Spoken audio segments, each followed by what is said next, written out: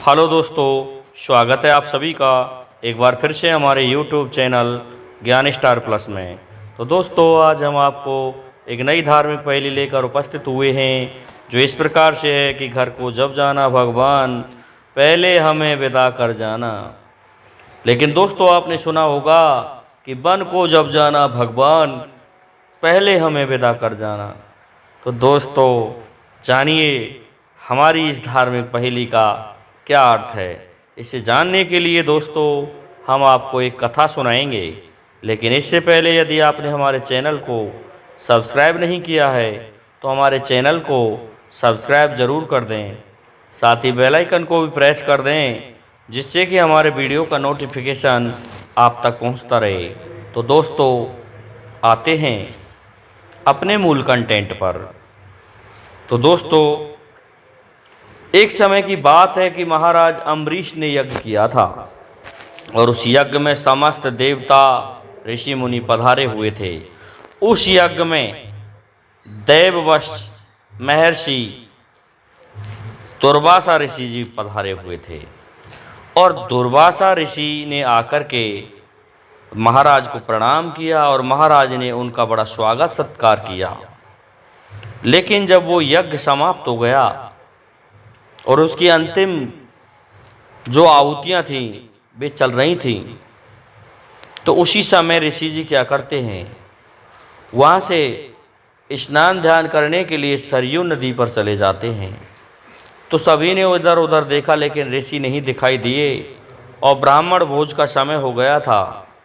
तो किसी विद्वान पुरुष ने उनमें से कहा कि कोई बात नहीं, दुर्वासा ऋषि नहीं आए हैं तो उनका भाग निकाल करके रख दिया जाए और इन ब्राह्मणों को भोजन करने दिया जाए। इस प्रकार से उनका भाग निकाल करके रख दिया जाता है और ब्राह्मणों का भोजन करने के लिए बैठा दिया जाता है।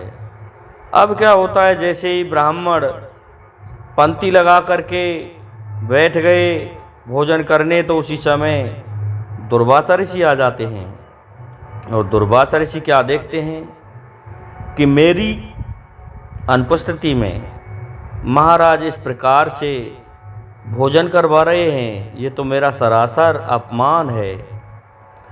तो दुर्वासा ऋषि ने अपने बालों में से एक जटा उखाड़ करके पृथ्वी पर पटक दी। तो उसे जोर से पटकने के कारण उस जटा में से कृत्या नाम की राक्षसी पैदा हुई जो कि महाराज अम्बरीश को मारने के लिए दौड़ी चली आई।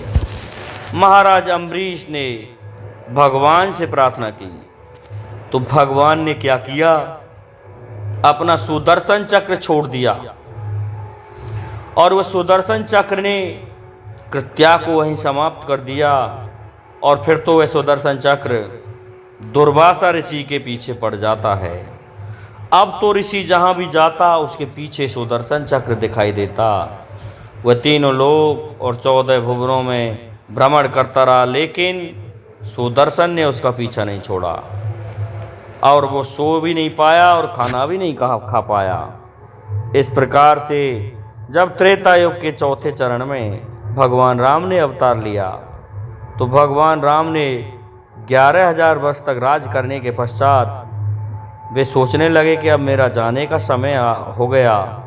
तो वे जब जा ही रहे थे, राम लक्ष्मण दोनों, तो पहुंच जाते हैं अपने भक्त दुर्वासा के पास में। तो दुर्वासा की दुर्दशा देख करके दुर्वासा कहने लगा, हे प्रभु, आज आप कैसे पधारे?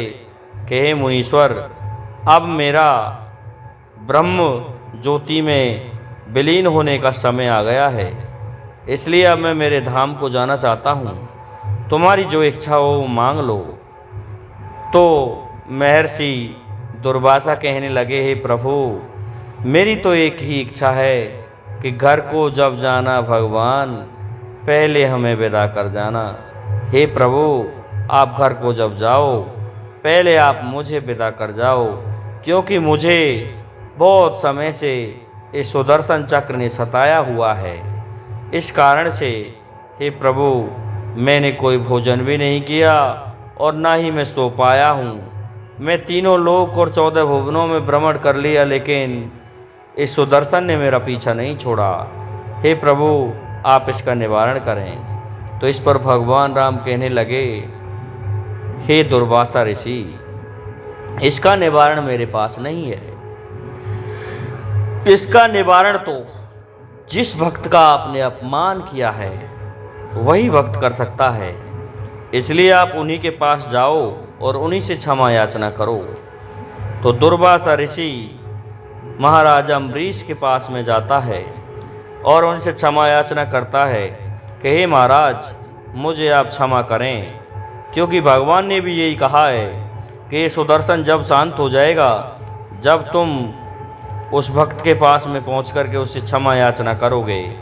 इसलिए मैं आपके पैरों पड़ता हूँ, मुझे क्षमा करें और इस सुदर्शन चक्र से मेरी रक्षा करें। तो महाराज अम्बरीश कहने लगे, प्रभु की जैसी लीला, यदि मेरे कहने से सुदर्शन शांत हो जाता है तो मैं सुदर्शन से प्रार्थना करता हूँ। तो महाराज अम्बरीश ने सुदर्शन से प्रार्थना की कि यदि मैंने शुद्ध मन से प्रभु की भक्ति की हो तो ये सुदर्शन आप शांत हो जाएं और इस ऋषि का पीछा छोड़ दें। तो सुदर्शन ये सुनकर के शांत हो गए और ऋषि दुर्वासा का पीछा छोड़ देते हैं। इस प्रकार से भगवान राम से महर्षि दुर्वासा प्रसन्न हुए और कहने लगे कि प्रभु, घर को जब जाओ पहले हमें भी तो विदा कर जाओ, अर्थात हमें भी अपने धाम को ले चलो।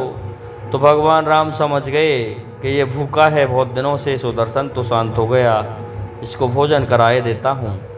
तो भगवान ने उनकी कुटिया पर उन्हें भोजन कराया और कहा कि हे ऋषि, अभी आपका चलने का समय नहीं हुआ है, इसलिए आप तो यहीं पृथ्वी पर अपने भक्तों का कल्याण करें और मैं अब मेरे धाम को जाता हूँ। तो इस प्रकार से भगवान राम अपने धाम को जाने के लिए तैयार हो जाते हैं। ऋषि संतुष्ट होकर के अपनी कुटिया में बैठा रहता है।